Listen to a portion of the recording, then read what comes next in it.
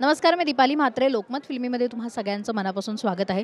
रघु 350 या सिनेमाचं music launch, poster launch आणि फर्स्ट लुक सोहळा पुण्यात पार पडला आहे आणि आत्ता माझ्यासोबत डिरेक्टर आणि प्रोड्युसर दोघेही आहेत. दोघांचं स्वागत आहे आशिषजी आणि संतोषजी.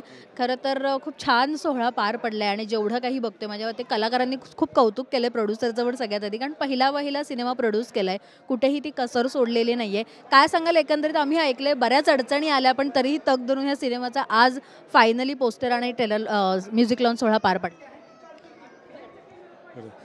आम्ही हा चित्रपट भरपूर आम्हाला अडचणी आल्या, पण अडचणीतसुद्धा आम्हाला सगळ्या व्यक्तींची, स्पेशल डिरेक्टर, आपले सगळे ॲक्टर, पण मी असं एक सेकंदसुद्धा ते माझ्यापासून कधी दूर गेले नाही आहेत.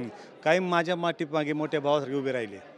मला कुठं अशी जाणून दिली नाही जाणीव त्यांनी, की तू एकटा आहेस काय आहे, कायम सदैव माझ्या पाठीमागे उभे राहिले ते. त्या सगळ्यांच्या पाठिंब्यामुळं आम्ही हा चित्रपट आजपर्यंत ह्या स्टेजला आणून ठेवला आहे. आणि इथून पुढे आम्ही असे प्रकारचे चित्रपट तयार करणार आहेत, असं सगळ्यांचं मला प्रेम लाभलेलं आहे. डिरेक्टरना विचारणार अर्थात आशिषजी, कारण सिनेमाचा विषय वेगळा आहे आणि कदाचित तो साऊथ टच दिल्यामुळे असं बऱ्याच जणांना वाटतं की RX-100शी रिलेटेड थोडासा हा सिनेमा आहे का, तशी लव्ह स्टोरी, तसंच थोडंसं चित्रीकरण आम्हाला पाहायला मिळतं. सो त्याच्याविषयी जाणून घ्यायला हवं. नाही, नाही. नक्कीच. कसं आहे ना, RX-100 सिनेमाच वेगळा आहे. हा सिनेमाच वेगळा आहे. ॲक्च्युली हा सिनेमा आपल्या मातीतला आहे. टच साऊथचा म्हणता येईल, पण नाही आहे. कारण की रघु हे कॅरेक्टर रांगडं आहे फिल्ममधलं आणि ते रांगडं कॅरेक्टर असल्यामुळे तो रावडी लूक हवा होता. त्या पद्धतीने तो सिनेमा झाला आहे मराठीच. पण कुठेही ते म्हणतात ना की त्याच्यातले काही एलिमेंट्स उचलायचे असो किंवा तशा काही प्रकार असा करावासा वाटला का? नाही. ओरिजिनल ते ओरिजिनल आणि ओरिजिनलच गोष्टी ठेवल्यात आम्ही. साऊथसारखं असं नाही की एक किक मारल्यानंतर 20 फूट उडणार असं नाही ठेवलं. ते नॅचरलच, म्हणजे एक किक मारल्यानंतर नॉर्मलच पडेल इतकंच ठेवलं, असं लांब नाही उडू दिलं. आम्ही त्याची कॉपी केलेली नाही आहे. एवढं इथून पुढे लोक आमच्या सिनेमाची कॉपी करणार आहेत, हे आम्ही खात्रीने तुम्हाला सांगू शकतो आज. नक्कीच. आणि माझ्या मते त्या निमित्तानेच तुम्ही रघु 350ची तुम्ही दुसऱ्या पार्टची घोषणा केली आहे आजच. सो तुम्हाला किती अपेक्षा आहेत खरं तर? कारण पहिला सिनेमा असल्यानंतर अपेक्षा खूप असतात. प्रेक्षकांचा प्रतिसाद मिळणं ह्याच्यावर खरं तर लोक ठरवतात की पार्ट 2 करायचा की नाही. तुम्ही आधीच डिक्लेअर केले, त्याच्याबद्दल मला ती कॉन्सेप्ट जाणून घे. जर आपण ॲक्च्युली लोकांना जर अपेक्षा ठेवली काय, तर अपेक्षा आपली पूर्ण होऊ शकत नाही. आपण लोकांसाठी काय करू शकतो हे आपल्या हातामध्ये आहे.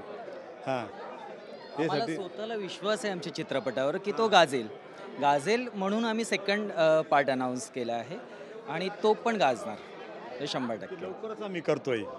हो, शूटिंग हे सुरू झालंय की त्याचंही व्हायचं का? अर्धा पार्ट त्याच्यातले काढून ठेवलेत की ते सेकंडसाठी वापरतायत? नाही ॲक्च्युली तो वेगळाच राहणार. हो. एकतर कास्टिंग विषयी विचारायला आवडेल, कारण चिन्मय आहे, विजय आहे. विजयचा साऊथ लुक खूप छान वाटतो या सिनेमात आणि अदिती जिचा पहिलाच सिनेमा आहे. किती ट्रीटमेंट द्यावी लागली कलाकारांना, किती गोष्टी समजवाव्या लागल्या आणि कास्टिंग कसं केलं? डोक्यात आधीच होते की अदलाबदल करावी लागली? नाही, कसं झालं आहे ना की गोष्ट जेव्हा लिहिताना गोष्ट ॲक्च्युली विजयने लिहिलेली आहे. गोष्ट विजयची असल्यामुळे विजय जेव्हा माझ्याकडे एक गोष्ट घेऊन आला, सो आम्ही जेव्हा प्रोड्युसरांना कन्वे केलं तर आम्ही ऑडिशन्स घेतले. कारण की सरांचं म्हणणं होतं की मला नवीन कलावंत पाहिजेत सर्व.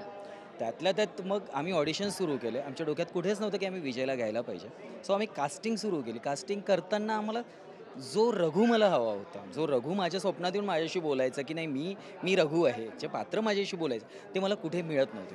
सो मी विजयला म्हटलं की तू कर आणि काम करता करता दोघांचे लूक आमचे तसेच झालेले. म्हणजे मी स्वतः पात्रात होतो तेव्हा.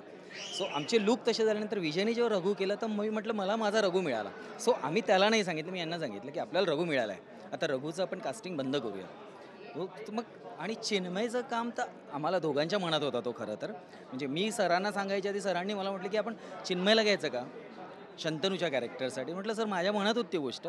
आणि मी नागपूरचा असतो, मी नागपूरला होतो. नागपूरला असताना सरांनी मला फोन केला की मी चिन्मयसोबत मीटिंग करून आलो. म्हटलं सर मी तुम्हाला तेच बोलणार होतो. आणि या पद्धतीने चिन्मय दादांची कास्टिंग झाली. आणि अदितीचं तर आमचं ठरलेलं की आम्हाला नवीन मुलगी हवी, नवीन चेहरा हवा.